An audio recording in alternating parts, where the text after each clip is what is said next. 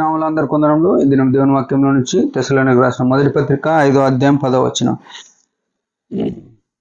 మనము మేల్కొని ఉన్నను నిద్రపోవచ్చున్నను తనతో కూడా జీవించు నిమిత్తము ఆయన మన కొరకు మృతి పొందెను. ప్రియమైన వాళ్ళారా, రక్షింపబడిన మనం యేసు ప్రభు చేసిన ఈ ఘనకార్యమును మనం గుర్తుపెట్టుకోవాలి. ఏమంటున్నాడు? మనము మేల్కొని ఉన్నను నిద్రపోవచ్చునను అంటే ఒక మాట, దీని అర్థం ఏంటంటే బతికున్నా సచ్చినా అని అర్థం. మనం బతుకున్నా కానీ ఒకవేళ ప్రభువులో నిద్రించినా కానీ దేవుడు ఎందుకు మనల్ని ఏర్పాటు చేసుకున్నాడు, లేకుంటే ఎందుకు మన కొరకు సిలువలో చనిపోయినా అంటే మనము తనతో జీవించాలని. ఎక్కడ? కోట్ల కొలది దేవతలతో ఆరాధింపబడే ఆ పరిశుద్ధ స్థలములో, ఆ పరలోక పట్టణంలో ఆయనతో ఉండాలనే ఉద్దేశం కలిగి ఆయన మన కొరకు మృతి పొందినాడు. ప్రియమైన వాళ్ళారా, యేసు ప్రభు చనిపోయినాడు సిలువలో సర్వ మానవాళి పాపం కొరకు. చాలా గొప్ప క్రయము అది. మనల్ని, మన పాపములను కీర్తనలు 49:7 ఉంటుంది. ఎవడు ఏ విధము చేతనను తన సహోదరును విమోచించలేడు అని ఉంది. ఎవడు మనల్ని విడిపించడం లేడు మన పాపముల నుండి. ఎందుకంటే వాళ్ళు ఉన్నోళ్ళంతా పాపులే భూమి మీద. యేసు ప్రభు ఒక్కరు తప్ప ప్రతి మనుషుడు పాపియే.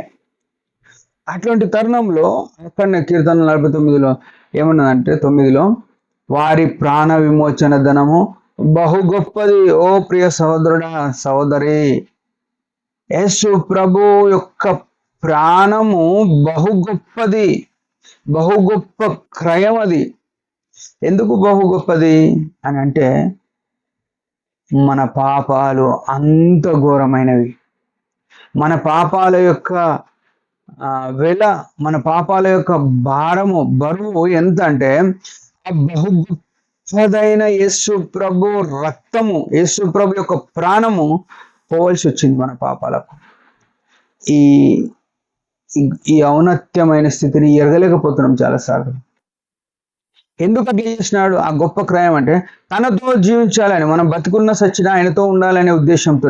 అయితే ఆయనతో ఉండడానికి ఆయన ఏం చేసినాడు అంటే సిలువలో ప్రాణం పెట్టి రక్షించుకొని తన సంఘం ఇచ్చి, ఆత్మనిచ్చి, వాక్యం ఇచ్చి ఈనాడికి పోషిస్తుంటే, ఈనాడు మనం ఎట్లా పోతున్నామంటే మొదటి తెస్సలోనికీయులకు రాసిన పత్రిక 2వ అధ్యాయంలో రాయబడ్డ మాట ప్రకారం 11-12 ఉంటుంది.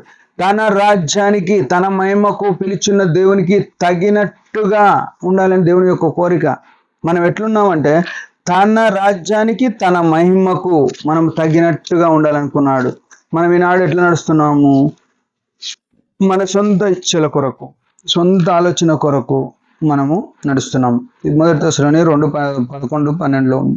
తన రాజ్యమునకు మహిమకు, తన రాజ్యమునకును మహిమకును మిమ్మల్ని పిలుచున్న దేవునికి తగినట్టుగా మీరు నడుచుకోవాలనని. ప్రియమైన వాళ్ళారా, ఆయన రాజ్యానికి తగినట్టుగా నడుచుకోవాలి. మనము ఒక మాట మాట్లాడేటప్పుడు ఇది పరలోక సంబంధమైన వ్యక్తి స్థాయి కాదు. ఈ కార్యం చేసేటప్పుడు అరే ఇది నా స్థాయి కాదు, ఈ ఒక పని ఏదన్నా చేసేటప్పుడు ఇది నా స్థాయి కాదు అనే వివేచన ఉందా? ఇది పరిశుద్ధులకు తగనిది, దేవుని యేసు ప్రభుని ఎరిగినోనికి తగదు అనే నీ నోటి మాటలు ఆపుకోగలుగుతున్నామా? మనం చేసే పనులు ఏమన్నా అయ్యో ఇది దేవునికి అసహ్యమైంది, నేను చేయలేను, ఇది పరిశుద్ధులకు తగదు అని ఏమన్నా ఆగుతున్నామా? చేసేటివన్నీ చేసి, అనేటివన్నీ అని, చూసేటివన్నీ చూసి, చెప్పేటివన్నీ చెప్పి తర్వాత వచ్చి ప్రభువాని క్షమించు అని ప్రార్థన చేసే బుద్ధిహీనులం, మందమతులుగా బతుకుతున్నాం. ఎవరమైనా మన పక్కని మీద ఎన్ని చెప్పాలనో అని చెప్తాం కొండయాలు. మన పక్కని మీద ఎంత పగ తీసుకోవాలనో, ఎంత కుట్ర చేయాలనో చేసేస్తాం. ఎంత మన డబ్బు కోసం ఎంతమందిని ఎట్లా మోసం చేయాలనో చేసేస్తున్నాం. మనం చూడకూడని ఎన్ని చూడాలనో చూసేస్తున్నాం. ఆ తర్వాత వచ్చి ప్రభువా నన్ను క్షమించు. ఎక్కడ మనం నిద్రిస్తే, మనం మేలుకుంటే ఆయనతో ఉండగలుగుతాం. ఆయన ప్రాణం ఇచ్చింది మన యొక్క బతుకు మారాలని. ఇంకా మారకపోతే ఉదయకాలం ప్రభు యొక్క సన్నిధిలో క్షమాపణ అడుగుతాం. దేవుడి మాట దించిన చిన్న ప్రార్థన. పరమ తండ్రి యేసు ప్రభు నామములో వందనాలు. నీ అత్యున్నతమైన ప్రేమ, కృప, జాలిని బట్టి స్తుతిస్తున్నాం. మా మీద ఉన్న నీ యొక్క చిత్తము ఎంతో ఘనమైంది. బతుకున్నా, మేల్కొన్నా, చనిపోయినా నీతో ఉండాలని కోరిక, ఇంత ఘనమైన కోరిక. దానికి తగినట్టుగా బ్రతుకుటకు ఈ ఉపకరించిన మాటలు అనుగ్రహించినారు. నీ ఆత్మచేత బలపరచండి. మీ చిత్తంలో కొనసాగడం కృపణీయండి. యేసు ప్రభు నామములో ప్రార్థిస్తున్నాం తండ్రి, ఆమేన్. మీరందరి పరిచయం గురించి భారంగా ప్రార్థన చేయండి. Praise the lord.